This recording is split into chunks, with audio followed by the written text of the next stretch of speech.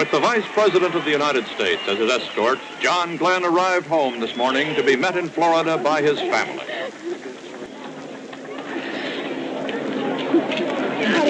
Lucy's been bragging on you. I know. Lucy's been meaning it.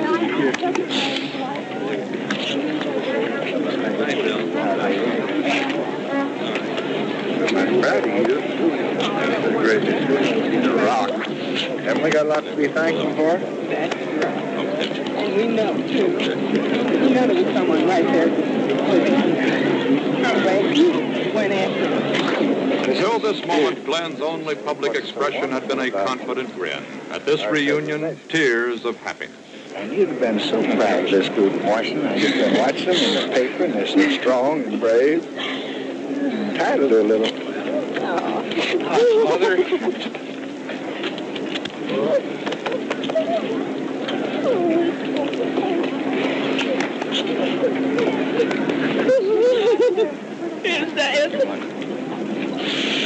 He's a television star. This one. How do you do?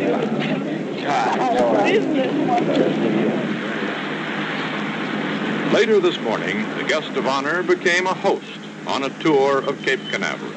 The president had flown up from Palm Beach to meet Glenn and to visit the scene where his triumph began. The tightly guarded reservation, which is our spaceport on the shores of Florida.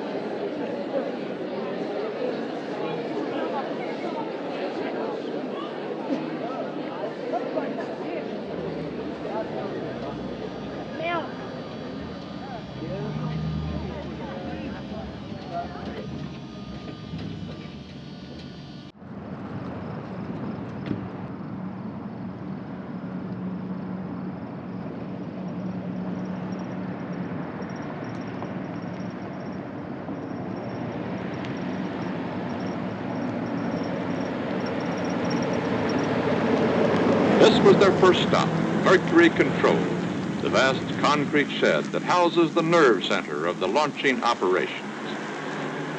Riding with the president and the astronaut, the commandant of Patrick Air Force Base in the Missile Range, and the astronaut's mother.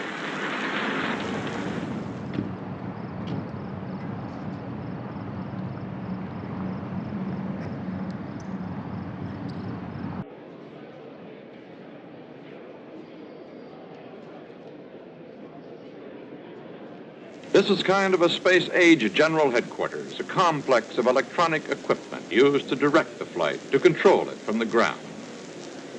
And taking over as the guide on this leg of the tour is Mercury Flight Director Christopher Columbus Kraft, a marvelously apt name for a man involved in space exploration.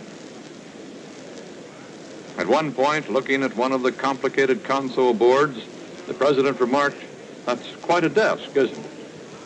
This center is where the moment-by-moment information was collected all through the 4.5-hour flight.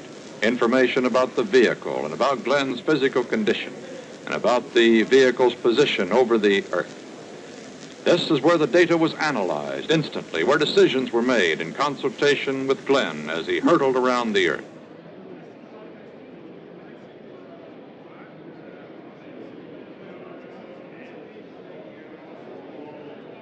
And there's a familiar face to the whole country, astronaut Alan Shepard, who had his day of trial and glory last year.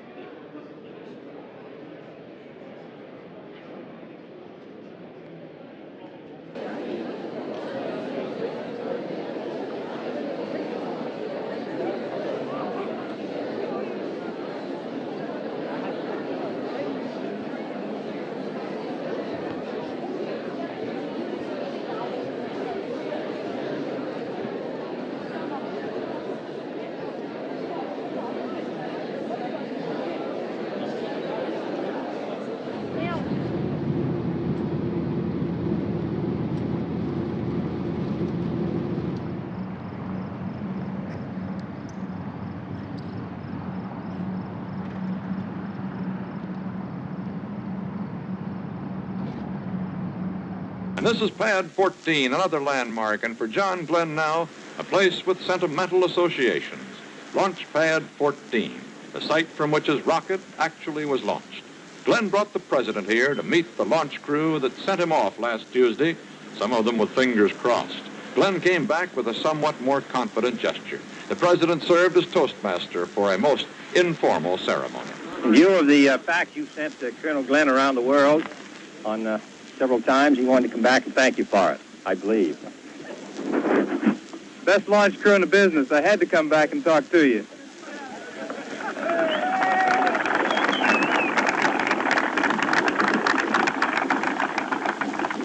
Mr. McNabb over here, one of the lesser lights around here, who I'm sure some of you have heard of, just handed me a hat here that says on it, First U.S. Manned Orbital Flight.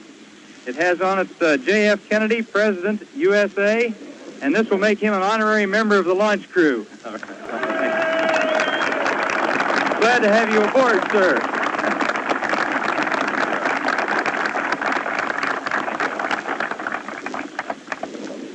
Seriously, for a moment here, I don't know how to express my feelings to all of you that took part in the launch.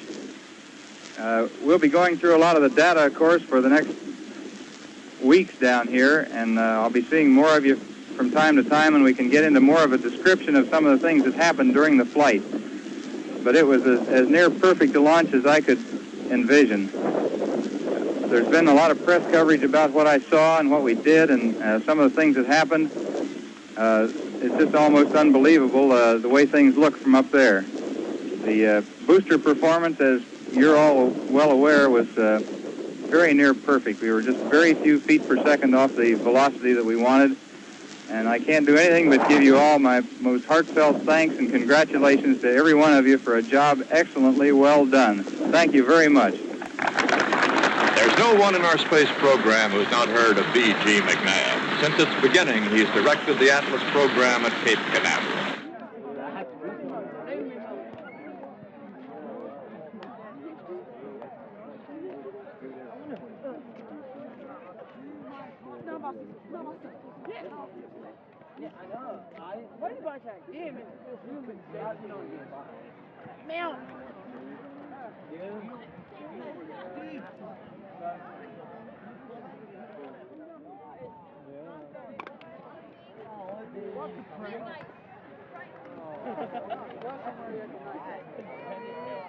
In the next bit of ceremony, the roles were to be switched. Glenn is the recipient, the president doing the honors. We'll see it in just a moment.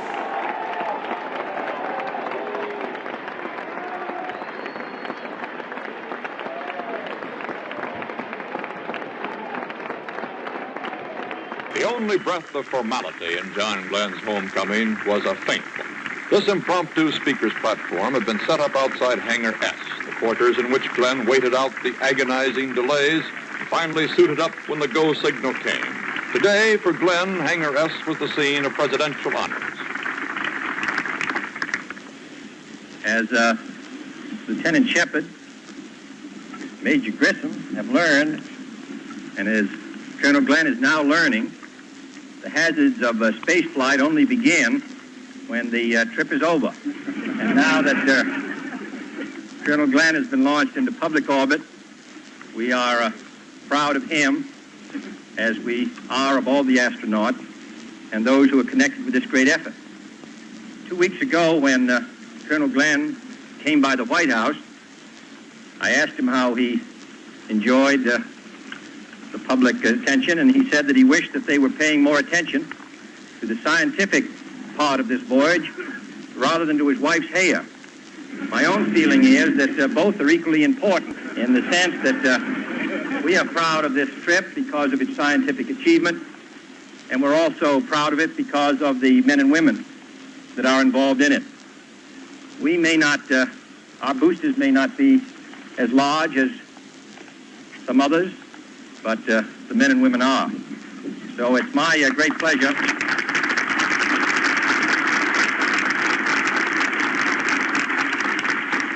to speak on behalf of all of our fellow Americans in expressing our pride and satisfaction to those so intimately involved in this effort.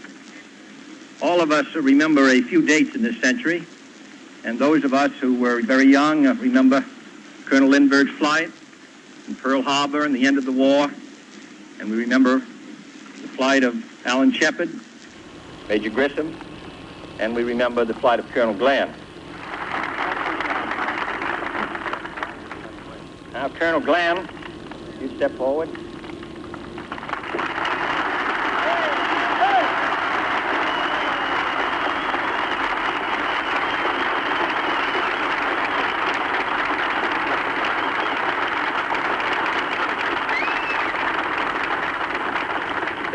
Years ago today, a group of Marines put the American flag on Mount Suribachi.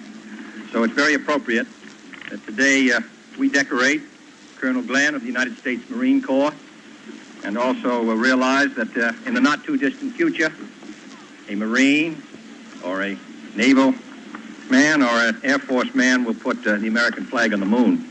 I present this citation. The President of the United States takes pleasure in awarding the National Aeronautic and Space Administration Distinguished Service Medal to Lieutenant Colonel John H. Glenn, Jr., United States Marine Corps, for services set forth in the following: for exceptionally meritorious service to the government of the United States in a duty of great responsibility as the first American astronaut to perform orbital flight. Lieutenant Colonel Glenn, orbital flight on February 20th, 1962, made an outstanding contribution to the advancement of human knowledge, of space technology, and in demonstration of man's capabilities in space flight. His performance was marked by his great professional skill, his skill as a test pilot, his unflinching courage, and his extraordinary ability to perform most difficult tasks under conditions of great physical stress and personal danger. His performance in fulfillment of this most dangerous assignment reflects the highest credit upon himself and the United States. Colonel, we appreciate it.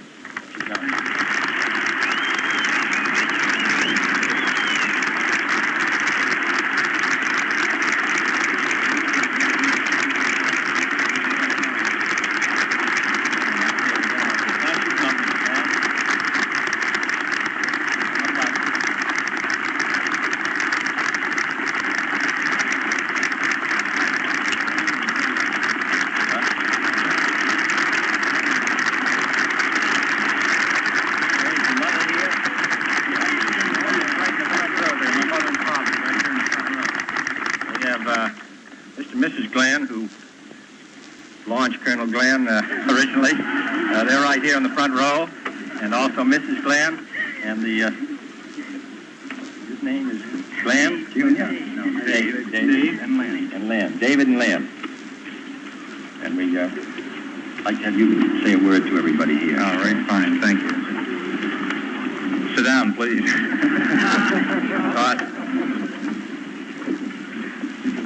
I can't express my appreciation adequately to be here and accepting this when I know how many thousand people all over the country were involved in helping accomplish what we did last Tuesday, and knowing how particularly this group here at the Cape and many of the group here on the platform, our own group of astronauts who were scattered all around the world and who performed their functions here at the Cape also, we all acted literally and figuratively as a team, and it was a real team effort all the way. We have stressed the team effort in Project Mercury. It goes across the board, I think, sort of a cross-cut of Americana, of industry and military and civil service, government work, contractors.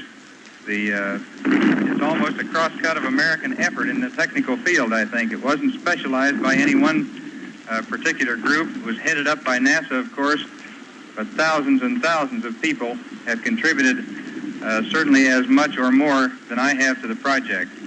I would like to consider that I was sort of the figurehead for this whole big, tremendous effort, and I'm very proud of the medal I have on my lapel here for all of us, you included, because I think it represents all of our efforts, not just mine.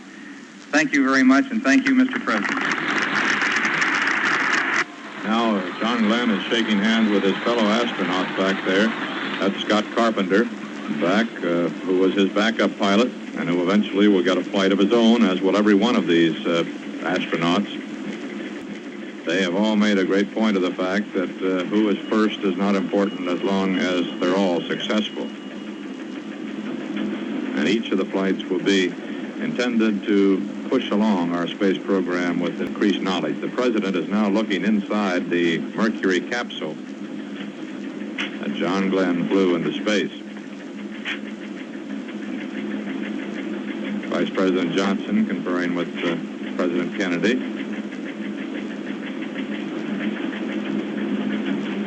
As they stand here in front of Hangar S. In the background there's John Glenn in the background behind Carolyn Glenn.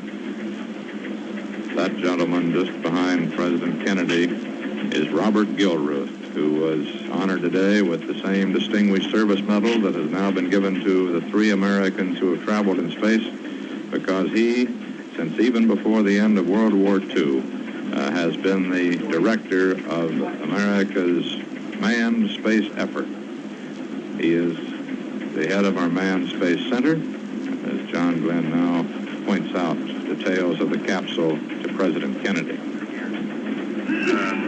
So actually in orbit, the capsule is up like this, and it's traveling along in this direction with you facing backwards. You're looking where you've been most of the time. Now we went over to manual control part of the time and turned around so that we could tilt the window down and look in the direction in which we were traveling forward. And this is what you can tell it. Yes, sir. We have an automatic control system, but we also have the manual control system right here, and you can control it in pitch, yaw, and roll by 3 different motions of the hand controller here. So you can control the whole capsule attitude to whatever direction you want it to be in.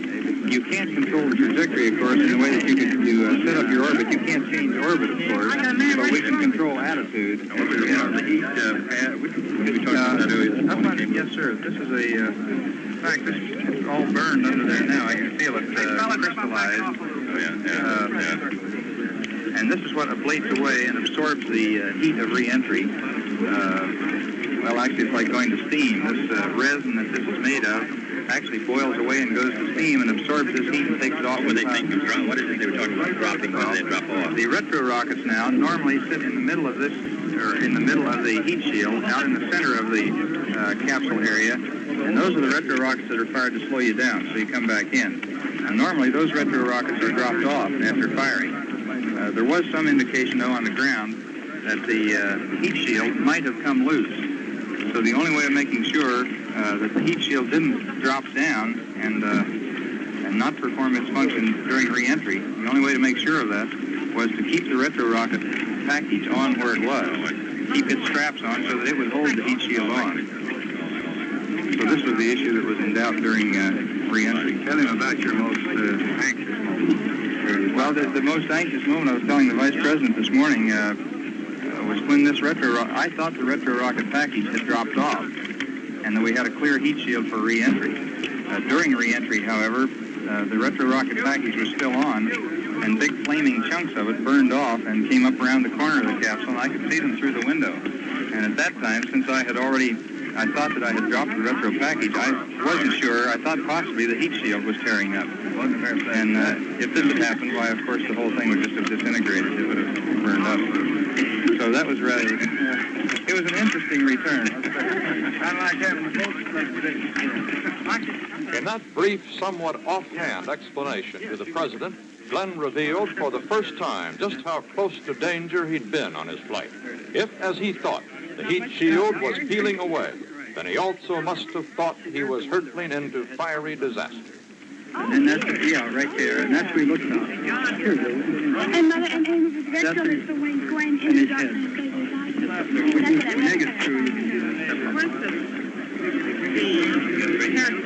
The periscope, he looks right into it and it's out the other end, not the bottom. But that's where he looks to. The first book you've gotten out of this one? Congratulations. Look at it, You had seen the working area. Now, did you sit with your head down here? Yes. Head's right down in this area. Here, Daddy, can you see? And then body is down through here, and then legs up and in the couch here. This is hand controller here. These are all the instruments here. The clock reset up here. Periscope face down in here. All the sequence panel that I was calling off different items on down along the left side. They want you to hold your hat down there a minute, if you would, please. These are the fuel control handles that I had on and off a number of times over here. This is the window area, see, up here. The periscope is out the other side, see. This is window area. Then after it was going, you were sitting up.